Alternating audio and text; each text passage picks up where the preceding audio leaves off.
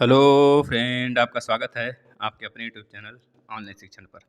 मित्रों, फटाफट जुट जाइए आप लोग। और हमने 40 तक क्वेश्चन कर लिया था। 40 के बाद आज 41 स्टार्ट होगा। राजन सीरीज है भैया, इसमें आपका राजन सीरीज है। जैसे आपकी संख्या बढ़ती है, हम लोग ज़्यादा क्वेश्चन लेने लगेंगे। और आप लोग की संख्या बहुत कम है वैसे, तो आप लोग शेयर करिए, ज़्यादा से ज़्यादा शेयर करिए, जिससे कि और बच्चे जुड़ सकें। जब बच्चे जुड़ेंगे तो आपको थोड़ा-सा मनोबल आपका बढ़ेगा, मनोबल बढ़ेगा तो आप लोग भी पढ़ाई पे ध्यान बना पाओगे। वैसे जो रेगुलर बच्चे हैं, वो तो भैया कंटिन्यू रहेंगे ही, क्योंकि वही तो लाते हैं 96%। और तो बाद में चिल्लाते हैं कि भैया कहाँ कहाँ से बैक लग गया, है ना? तो चिल्लाने वाला काम नहीं, आराम से पढ़ते चलिए। तो आज का 41 क्वेश्चन से स्टार्ट होगा। जो बच्चे क्वेश्चन का आंसर देने लगे, वेरी गुड। लेकिन 41 से आप दीजिए, 40 का मत दीजिए, 40 हो चुका है ना? देखिए, आपका आज आंसर भी नहीं दिखेगा। हमने इस तरह कुछ उपाय वगैरह किया है भैया, तो आप ध्यान से थोड़ा-सा ज़ूम करके आपको पढ़ाया जा रहा है यहाँ पे देखिए। 41 का आप आंसर बताएँगे, 41 क्या बोल रहा है? संयुक्त सूक्ष्मदर्शी में वस्तु के सापेक्ष अंतिम प्रतिबिंब बनता है। देखिए, संयुक्त सूक्ष्मदर्शी की बात कर रहा है मित्रों, तो अंतिम प्रतिबिंब उल्टा बनेगा। जैसे कि अगर यहाँ पे एक प्रतिबिंब है, यहाँ पे एक लेंस है और एक यहाँ पे लेंस होता है। अगर यहाँ से कोई प्रकाश की लाइट आई, यहाँ पे आएगा। अब यह क्या करेगा? यहाँ पे नेत्रक होता है। यहाँ से जो देखता है वहाँ का नेत्रक होता है। अब यहाँ से जो ऐसे जाएगा ना इमेज, यहाँ पे कहीं कटेगा। तो वस्तु तो यहाँ पे होता है, लेकिन प्रतिबिंब उल्टा बनता है। लेकिन अगर बोला जाए इसके सापेक्ष कैसा बनेगा? इसके सापेक्ष तो उल्टा बनता है, लेकिन मित्र इसके सापेक्ष सीधा बनेगा। ठीक है? जिस तरफ से वस्तु आ रहा है उसी तरफ से। तो याद रखिएगा, संयुक्त सूक्ष्मदर्शी में बड़ा बनेगा, उल्टा बनेगा। याद रखेंगे, बड़ा, उल्टा, आभासी, वास्तविक नहीं बोलेंगे। याद रखिएगा, वास्तविक नहीं बोलेंगे मित्रों। वास्तविक तो यहाँ बनता है ना, इसके लिए बनेगा, इसके लिए यहाँ बना। लेकिन इस वाले लेंस के लिए पूरा अगर देखेंगे तो आभासी प्रतिबिंब बना है। इस चीज़ को याद रखेंगे। चलिए नेक्स्ट चलते हैं। 42 का राइट आंसर दीजिए। दूरदर्शी के अभिदृश्यक तथा नेत्रिका लेंस के बीच की अधिकतम दूरी होती है। देखिए, आंसर दिखने का एक आध दो अगर दिख जाता है तो माफ़ करिएगा, क्योंकि हमें पूरा आपको क्वेश्चन दिखाना है। तो बताइए इसका राइट आंसर 42 का क्या हो जाएगा? 42 का राइट आंसर, शाबाश मेरे शेरों, क्या हो जाएगा? 42 का राइट आंसर क्या हो जाएगा? सी हो जाएगा। क्या हो जाएगा? सी हो जाएगा। अदृश्यक और नेत्रिका लेंस की फोकस दूरी का योग होता है ना? चलिए नेक्स्ट चलते हैं। 43 का राइट आंसर आप बता दीजिए। चलिए, ये तो बेहद आसान क्वेश्चन है। एक लेंस की फोकस दूरी 20 सेंटीमीटर है, तो इसकी क्षमता बता दीजिए। देखिए कैसे निकालते हैं। जब भी आपको ऐसे क्वेश्चन आते हैं तो आपको पता है क्षमता इक्वल टू 1/f होता है। यानी कि जो क्षमता होता है किसी भी लेंस का, उसे डायोप्टर बोलते हैं। पी मतलब क्या हो गया? पावर। पावर मतलब क्षमता। क्षमता मतलब वही, उसका मात्रक डायोप्टर हो जाता है। ये आपका फोकस है। तो आपसे बोला फोकस दूरी 20 सेंटीमीटर है, तो 20 का मतलब 1/20। अब देखिए यहाँ पे जो होता है भैया, वो हमारा 1000 मतलब 100 में आता है। ऊपर जो होता है 100 लिख सकते हैं आप, क्योंकि वो मीटर में होता है, तो सेंटीमीटर में आप बदलेंगे तो 100 में आ जाएगा, है ना? 100 में आ गया, क्योंकि मीटर में था ना, उसे सेंटीमीटर में बदल दिए तो 100 हो गया। तो 20 एकम 20 पच्चीस 100। तो आप याद रखेंगे, जो आपका पी आएगा वो कितना आएगा? पी कितना आएगा भैया? पी कितना आ रहा है यहाँ पे? डी आ रहा है ना? कितना आ रहा है? 5D, 5 dioptre. याद रखेंगे, आपका राइट आंसर डी हो जाएगा। चलिए, हमको लगा इसमें आंसर नहीं दिया, लेकिन देखिए बाद में तो दिया था।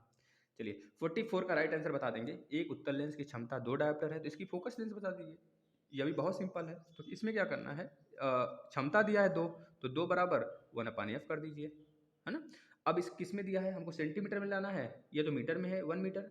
तो आप क्या करेंगे, आप क्या करेंगे भैया, आप क्या करेंगे, एफ बराबर 1/p। जब p बराबर 1/f तो एफ बराबर 1/p। दोनों सेम है कि नहीं? सेम है। सेम है, तो याद रखेंगे p की वैल्यू कितना दिया है? p की वैल्यू 1/2 दिया है, तो 1/2। 1/2 का मतलब क्या? 100/2। 100/2 का मतलब 50। 50 सेंटीमीटर हो जाएगा भैया आपका फोकस दूरी, यानी कि राइट आंसर सी। चलिए नेक्स्ट चलते हैं।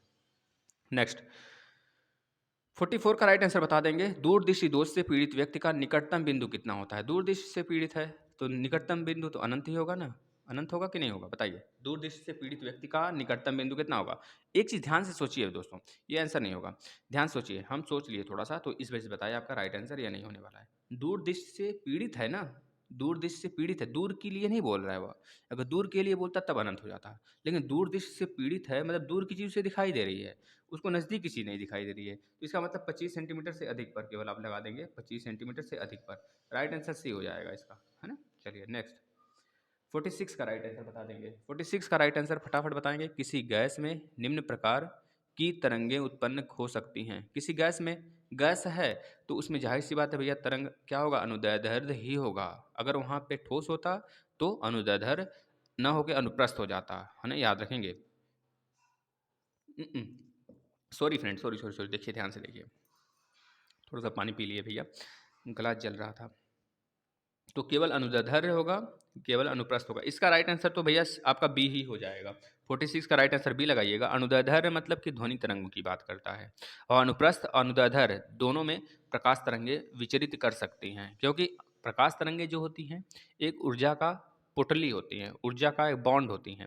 इस वजह से वह तरंग की तरह भी काम करती हैं और एक तरह से द्रव्य के रूप में भी काम करती हैं, है ना? तो दोनों रूप में काम करने के कारण वह अनुप्रस्थ में भी काम करेंगी, अनुदैर्ध्य में भी काम करेंगी, है ना? चलिए नेक्स्ट चलते हैं। 47 का राइट आंसर बताइएगा। लोहे में निम्न प्रकार की तरंगें उत्पन्न हो सकती हैं। लोहा है, लोहे में किस प्रकार की तरंग उत्पन्न होगा? जाहिर सी बात है, बताइए। लोहा में क्या है? अनुदैर्ध्य भी होगा, मतलब कि लोहे में अनुदैर्ध्य भी होगा, अनुप्रस्थ भी होगा। तो सर इसमें तो इस प्रकार का कोई ऑप्शन ही नहीं है। हाय बेटा, ध्यान से देखिए आप। ऑप्शन नंबर बी क्या कह रहा है? अनुदैर्ध्य लोहे के अंदर तथा सतह पर अनुप्रस्थ होगा। नहीं, क्योंकि सतह पर अनुप्रस्थ इस वजह से होगा क्योंकि सतह पर क्या है, हमको ऊपर की तरफ हवाएं देखने को मिलेंगी, गैसेस देखने को मिल जाते हैं, लेकिन अंदर क्या है भैया, उसमें अंदर जो है तरंगे ठोस अवस्था में मतलब दिखेंगी चलते हुए, तो उस समय अंदर में अनुदैर्ध्य होगा और अंदर बाहर की तरफ अनुप्रस्थ होगा। ये चीज़ याद रखेंगे। यहाँ से एक चीज़ और सीखने को मिला आपको। जो सी होता है, प्रकाश का चाल होता है, वह जो होता है, रोमर ने इसे बताया था कि प्रकाश की चाल का स्पीड कितना है। तो उन्होंने यह भी बताया था जो प्रकाश की चाल है भैया, वह रेत में कितना होता है, रेत में। तो बताए थे 1.95 इंटू 10 के power into 9 to the power, मतलब सॉरी 10 टू दी पावर 8, यह बताए थे। और उन्होंने ये बताया था निर्वात में जो प्रकाश की चाल होगी वो कितना हो जाएगा? 3 गुणे 10 के पावर 8, 3 गुणे 10 के पावर 8 निर्वात में। लेकिन रियल में अगर देखा जाए दोस्तों, निर्वात में कितना होता है ना, तो बता देंगे 2.99 होता है। 2.99 इंटू 10 टू दी पावर 8 होता है, लेकिन उसको एग्जैक्ट वैल्यू 3 भी मान सकते हैं आप, है ना? अब देखिएगा, अब ये तो रहा प्रकाश की चाल निर्वात में, लेकिन प्रकाश की चाल अगर जल में पूछा जाए तो बताएंगे 2.25, 2.25 इंटू 10 के पावर 8 बोल देंगे मीटर प्रति सेकंड। ठीक है मित्र, आगे चलें, आगे चलें। अच्छा, कांच में पूछा जाएगा तब कितना बताएंगे आप लोग? कांच में पूछा जाएगा तो बता देंगे 2 गुणे 10 के पावर 8 मीटर प्रति सेकंड, कांच के लिए याद रखेंगे। चलिए नेक्स्ट चलते हैं। गोली दर्पण की वक्रता त्रिज्या तथा फोकस दूरी में संबंध, ये तो कौन नहीं बताएगा। या इक्वल टू आर बटे दो, या इक्वल टू आर बटे दो भैया। 48 का राइट आंसर सी लगाइए और भागिए फटाफट। आगे चलते हैं। 49, 49 में क्या बोल रहा है? एक उत्तल दर्पण की फोकस दूरी 15 सेंटीमीटर है, उसकी वक्रता त्रिज्या होगी 15 सेंटीमीटर, उसकी फोकस दूरी है, तो इसकी वक्रता त्रिज्या कितनी हो जाएगी? वक्रता त्रिज्या बस निकाल लीजिए, कोई दिक्कत नहीं। देखिए, उत्तल दर्पण की फोकस दूरी दिया है 15, या बराबर 15 दिया है। पूछ क्या रहा है? वक्रता त्रिज्या पूछ रहा है आपसे, आर पूछ रहा है, बता दीजिए। यफ इक्वल टू आर बटे दो, आर बटे दो होता है, तो निकाल लीजिए। जब की वैल्यू 15 दिया है तो आर की वैल्यू 15 गुणे 2, 30 कहाँ पे है? 30 सेंटीमीटर, 49 का बी हो जाएगा आपका। नेक्स्ट चलते हैं।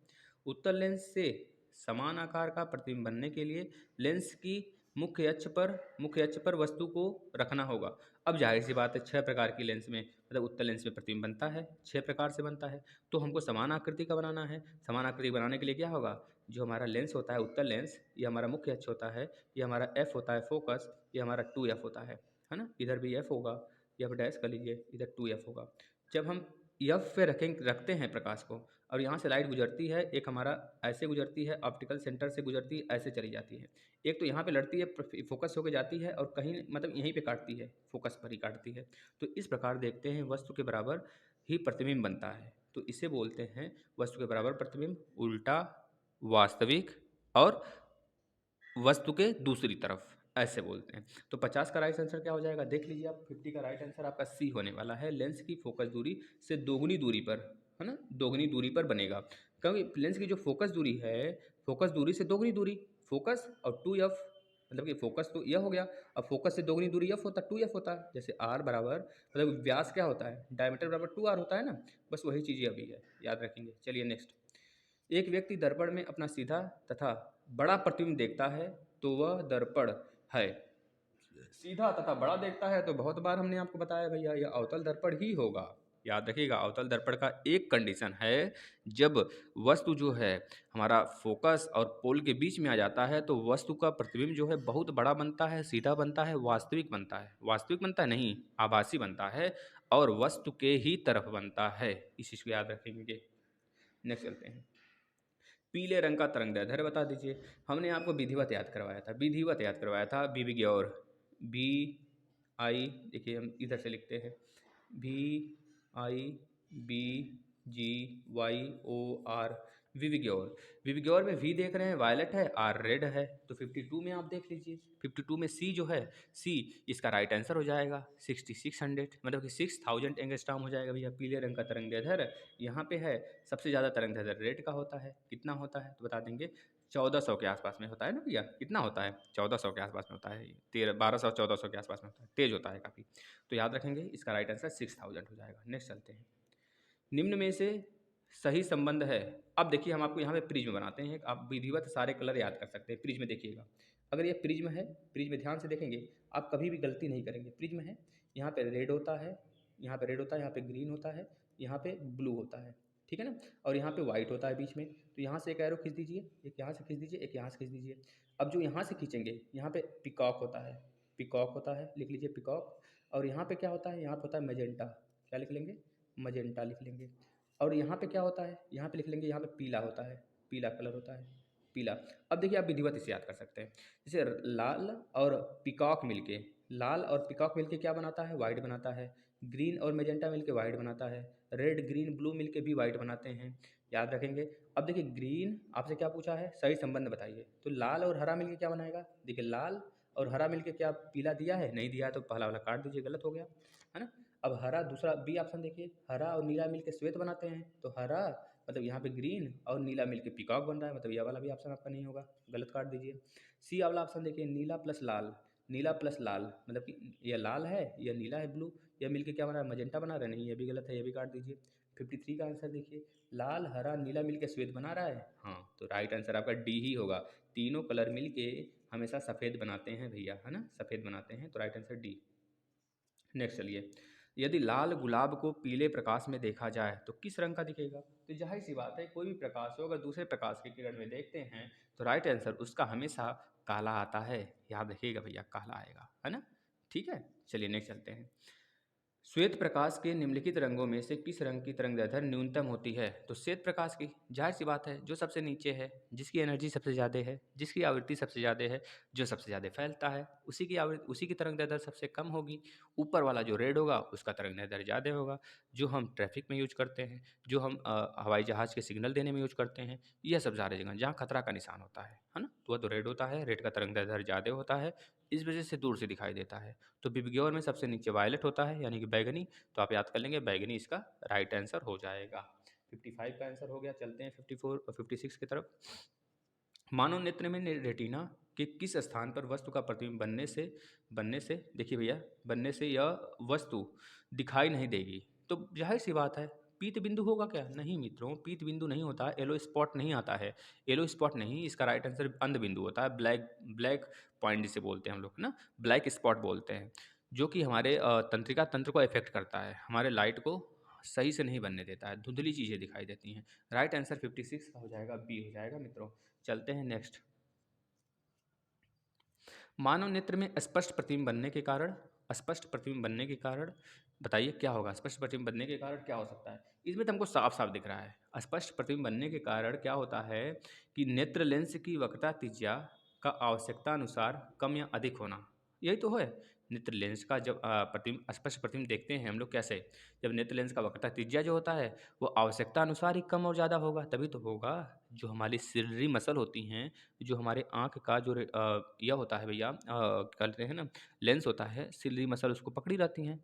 जब सिलरी मसल ढीला हो गई तो जो है हमारा जो भैया कह लीजिए कि जो लाइट है रेटिना पे बनना चाहिए वो थोड़ा सा आगे बनने लगता है, इस वजह से हमें निकट दृष्टि दोष हो जाता है। लेकिन जब सिलरी मसल जब टाइट हो जाती है, खूब चपक के मतलब कि टाइट पकड़ लेती हैं इस तरह, मतलब कि आप थोड़ा अन्यथा मत लीजिएगा, इस तरह से आपको बताने का सिर्फ मेरा मतलब है कि आपको समझ में आ जाए, अन्यथा हम दूसरा ऑफिशियल लैंग्वेज भी यूज कर सकते हैं, हमें कोई फ़र्क नहीं पड़ने वाला है। तो यहाँ देखिए, यहाँ पे जो आपका यह है और यह है, इन दोनों जब टाइट कर देंगे लेंस को तो क्या होगा पता है, लेंस जब टाइट होगा तो जो हमारा यहाँ से प्रकाश की किरण आएगी रेटिना के पीछे बनेगी, रेटिना के पीछे चली जाएगी, तो इसका मतलब दूर बनेगा।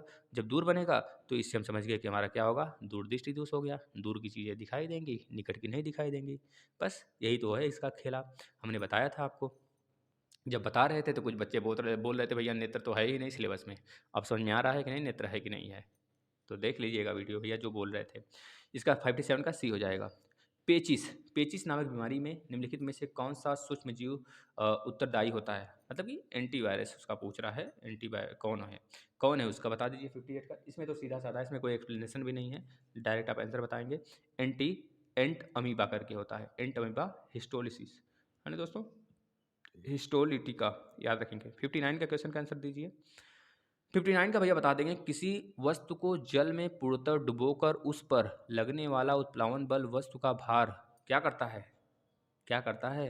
बताइए उत्प्लावन बल क्या होता है? उत्प्लावन बल का मतलब कि कोई वस्तु को जब डुबोया जा रहा है, तो वह वस्तु जितनी स्पीड से ऊपर आती है, उतना ही फ़ोर्स अंदर भी लगाती है ना? इसी को बोलते हैं उत्प्लावन बल कहते हैं। यही आर्किमिडीज़ का सिद्धांत भी है। आर्किमिडीज़ यही बोले थे कि जब भी कोई वस्तु डुबोई जाती है पानी में, वह जितनी भार अपने भार के अनुसार अपना पानी भी विस्थापित करती है। ये आर्किमिडीज़ का सिद्धांत था। और उत्प्लावन बल का मतलब यह होता है कि कोई वस्तु जब डुबोई जा रही है बाल्टी में या फिर किसी भी चीज़ में डुबोई जा रही है, तो वह जितने स्पीड से नीचे बल लगाएगी डूबते वक्त, पानी भी उसके ऊपर मतलब वो द्रव भी उसके ऊपर उतना ही बल लगाएगा उसको ऊपर की तरफ। यही होता है। 59 का राइट आंसर क्या हो जाने वाला है मित्रों? बी हो जाने वाला है। बी आपका राइट आंसर हो जाएगा। चलिए, वस्तु सतह पर तैरेगी इस वाले कंडीशन में, डुबोकर उस पर लगने वाला उत्प्लावन बल क्या होगा? तो वस्तु सतह पर तैरेगी, और क्या, दोनों बराबर हैं।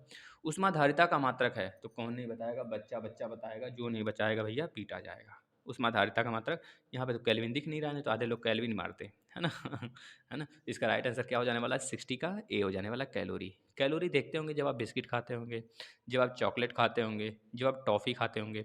और हमारा एक कह लीजिए कि काफ़ी ख़ास हैं, है ना? तो टॉफ़ी बहुत पसंद है उन्हें, बहुत खाते हैं। और जब भी उनसे बात होती है हमारी तो टॉफ़ी ही माँगते हैं वो, है ना? हमेशा टॉफ़ी माँगते रहते हैं। तो क्या है, उनको टॉफ़ी में इंटरेस्ट है, क्योंकि टॉफ़ी में बच्चे को इंटरेस्ट होता है, तो एक तरह से वो भी बच्चे हैं समझ लीजिए। अब देखिए बच्चा, आप चाहे टॉफ़ी लें, चाहे कुरकुरे लें, चाहे बिस्किट लें, हर एक चीज़ लें, तो उस पैकेट पे देखेंगे कैलोरी लिखा होता है। तो वही कैलोरी है, मतलब कि सब में एनर्जी लेवल होता है, कुछ ना कुछ एनर्जी होता है। तो ऊष्माधारिता का मात्रक कैलोरी लिख देंगे भैया, है ना? चलिए, 60 के बाद हम आ जाते हैं 61 पे आ जाते हैं। 61 का राइट आंसर कंडुआ रोग है। ये तो कौन नहीं बताएगा कंडुआ रोग, जो नहीं बताएगा वह पीटा जाएगा। इसको चिल्ला चिल्ला के हम जब आपका सिलेबस कराया जा रहा था ना, तो बताए थे। कुछ बच्चों को लगता था कि बहुत ज़्यादा सर बता रहे हैं, लेकिन अब पता चल रहा है ना। बताइए, कंडुआ रोग केवल और केवल गेहूँ में होता है, याद रखेंगे, गेहूँ में होता है ना? इसमें कोई एक्सप्लेनेशन नहीं है। आगे चलते हैं। प्रतिजन निम्नलिखित रुधिर कणिका की भित्ति पर चिपकी होती है, बताइए, चिपकी होती है।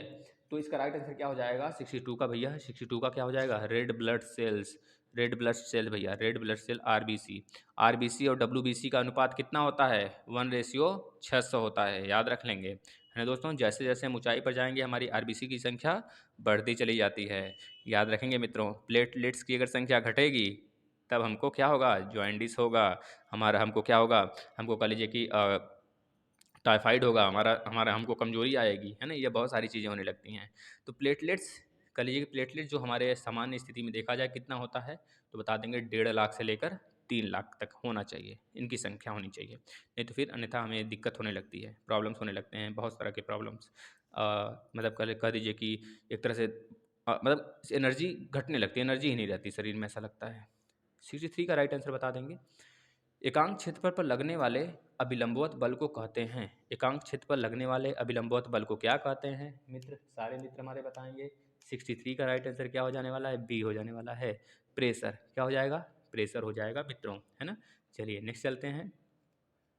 64 का राइट आंसर कौन बता देगा? अच्छा, 64 का, उद्योग में गन्ने के रस को रंगहीन करने में प्रयुक्त होता है। उद्योग में, चीनी उद्योग में गन्ने के रस को रंगहीन करने में प्रयुक्त होता है। क्या प्रयुक्त होता है? शुगर चारकोल ही तो प्रयुक्त होता है। 64 का राइट आंसर क्या हो जाएगा? Sugar charcoal. तो आप पिट गए, शुगर चारकोल नहीं मित्र, क्योंकि चीनी देखकर आधे लोग तो शुगर चारकोल लगाएंगे, हमें पता है। इसका राइट आंसर जंतु चारकोल होगा, जो कि कुछ बच्चों का सही आंसर आ भी रहा है। तो जंतु चारकोल राइट आंसर हो जाएगा। चलिए मित्रों, आगे चलते हैं 65 पे। घड़े में रखा पानी किस विधि द्वारा ठंडा हो जाता है? जो नहीं बताएगा भैया पीटा जाएगा। जैसे हम बोले टेबल पर कोई चाय रखा हुआ है, वह ठंडा हो रहा है। तो बताइए किस प्रकार मतलब क्या-क्या उसमें क्रियाएँ हो रही हैं, कौन-कौन सा प्रक्रिया हो रहा है ठंडा होने में? तो आप बताएँगे सर उसमें संवहन भी हो रहा है, चालन भी हो रहा है, रेडिएशन मतलब कि संवहन, चालन और रेडिएशन सब हो रहा है लेकिन और वाष्पन भी हो रहा है ना? तो इस तरह जो घड़े का पानी है केवल और केवल वो ठंडा हो रहा है अपने अपने कह लीजिए कि अपने जो उसका जो छेदिका है उसमें घड़े में जो भैया छेदिका है जो उसकी नलिकाएँ हैं छोटी-छोटी उससे कह लीजिए कि वो क्या हो रहा है पानी वहाँ से निकल रहा है। पानी क्या हो रहा है वाष्पित हो रहा है वहाँ से। वाष्पित होगा तो अंदर की चीज़ें अंदर क्या होगा भैया एक तरह से वैक्यूम क्रिएट कर देगा, है ना? वैक्यूम क्रिएट करेगा तो अंदर से बाहर एनर्जी आना-जाना बंद हो जाएगा। तो इस तरह वैक्यूम क्रिएट होने के कारण वो अंदर का पानी ठंडा हो जाता है। ये चीज़ याद रखेंगे भैया वाष्प वाष्पन इसका राइट आंसर हो जाएगा। 65 का राइट आंसर डी। नेक्स्ट चलते हैं। एजुसेट क्या है? एजुसेट एजुकेशन से रिलेटेड है। एजुसेट मतलब क्या? एजुकेशन से रिलेटेड है ना? एजुकेशन किससे? इसमें सब तभी तो एजुकेशन दिया है। शैक्षिक समिति, शैक्षिक उपग्रह। दोस्तों याद रखेंगे एजुसेट भारत का एक कह लीजिए कि भारत का ही है एजुसेट जो कि शैक्षिक उपग्रह एक है ना? एजुकेशन एजुकेशन के लिए इसे लॉन्च किया गया था दोस्तों याद रखेंगे है ना? बहुत सारा है। नेक्स्ट चलते हैं। पत्ती में पाए जाने वाला रंध्र स्थित होता है। कहाँ होता है? ऊपरी सतह पर? अरे यार ये तो बहुत ईज़ी है। सारे बच्चे पत्ती देखते होंगे, गाँव घर के ही हैं सभी लोग। तो 66 67 का राइट आंसर ऊपरी सतह लगा देंगे। ऊपरी सतह पर, है ना? दाब अधिक होता है। दाब कहाँ अधिक होता है बताइए? बैठने पर अधिक होगा क्या दाब? बैठेंगे तब अधिक होगा दाब? 2 पैर से खड़े होकर चलेंगे तब दाब अधिक होगा? आप ही बताइए। कहाँ कब दाब अधिक होगा? थोड़ा-सा फीलिंग करिए। देखिए एक पैर से जब आप खड़ा होते हैं ना, दाब पृथ्वी पर अधिक लगाते हैं क्योंकि सारे शरीर का भार आपके एक पैर पे होता है और आप ज़्यादा भार लगाते हैं। जैसे आप अगर सो जाते हैं, तो आप उस समय दाब ज़्यादा नहीं लगाएँगे। क्यों? क्योंकि आपकी शरीर पूरा का पूरा क्षेत्रफल घेरती है, दाब ज़्यादा नहीं लगाती है। जैसे कि आप नायका ले लीजिए, जहाज़ जो बड़ी-बड़ी शिप होती हैं, पानी में चलती हैं। है ना? बड़ी-बड़ी समुद्र सी में चलती हैं, तो उस समय क्या होता है बड़ी होती हैं और दाब कम लगाने की वजह से वह मतलब कि दाब पूरा उनका पूरा क्षेत्रफल बड़ा होता है, पूरा क्षेत्रफल बड़ा होता है, दाब भले ज़्यादा होता है लेकिन क्षेत्रफल बहुत बड़ा होता है उनका। इस वजह से वो डूब नहीं पाती हैं। लेकिन एक निडल ले लीजिए निडल ले लीजिए, निडल तो निडल क्या होगा? पानी में जैसे डालेंगे डूब जाएगा क्योंकि उसका भार जो है दाब जो है एक ही जगह होता है। तो इस तरह दाब अगर एक पॉइंट पे लगता है तो वही ज़्यादा होगा। तो इस तरह आप बताएँगे एक पैर से खड़ा होना सबसे अधिक दाब का कारण है। 68 का राइट आंसर बी हो जाएगा। बी। चलिए भैया आगे चलते हैं। निम्नलिखित में से किसमें कार्बन नहीं पाया जाता है? तो कार्बन किसमें नहीं होता है ये बता दीजिए। कार्बन किसमें नहीं होता है भैया? कार्बन केवल और केवल नमक में नहीं होता है, सारी चीज़ों में होता है कार्बन। अगर आप नमक को जलाएँगे ना तो वाष्प हो जाएगा, जलेगा नहीं, राखी नहीं बनेगा, है ना? वाष्पित हो जाएगा वो, घुल जाएगा एक तरह का लीजिए। जैसे कपूर हो गया, कपूर को आप जलाते हैं तो क्या राखी बनता है? नहीं, वो डायरेक्ट वाष्प हो जाता है दोस्तों। वाष्प में कन्वर्ट हो जाता है डायरेक्ट बिना द्रव के रूप लिए हुए, है ना? तो याद रखेंगे उसे सिब्लिमेशन बोलते हैं। सिब्लिमेशन बोलते हैं दोस्तों, याद रखेंगे इस क्रिया को। तो राइट आंसर आपका सी हो जाने वाला है 69 का। नेक्स्ट पे चलते हैं। ध्वनि लास्ट क्वेश्चन का आंसर है भैया, इसका आप जवाब दीजिए। ध्वनि का वेग सर्वाधिक होगा। ध्वनि का वेग सबसे ज़्यादा ठोस में होता है, यानी कि जहाँ पे उसको माध्यम की अवस्था सबसे ज़्यादा होगी वहाँ पे वो तेज़ चलेगा। वैक्यूम में ध्वनि की स्पीड नहीं होती है। अगर पूछा जाता है निर्वात में ध्वनि की स्पीड कितनी होती है तो आप 332 लगा के आते हैं ना, गलत होता है मित्रों। ना वही वैक्यूम में तो चलती ही नहीं, ट्रेवल ही नहीं करती ध्वनि, है ना? ध्वनि हमेशा ठोस में ट्रेवल करती है। अगर आपसे पूछा जाता है वायु में ध्वनि की स्पीड कितनी होती है तो बता देंगे 332 मीटर प्रति सेकंड होती है, मीटर प्रति सेकंड होती है। और प्रकाश की चाल निर्वात में कितनी होती है या फिर वायु में ही बोल लेंगे कितना होता है तो वायु में भी बता देंगे 3 × 10⁸ मीटर प्रति सेकंड होती है, मान के चल सकते हैं इतना, क्योंकि थोड़ा मोड़ा बहुत डिफरेंस होता है।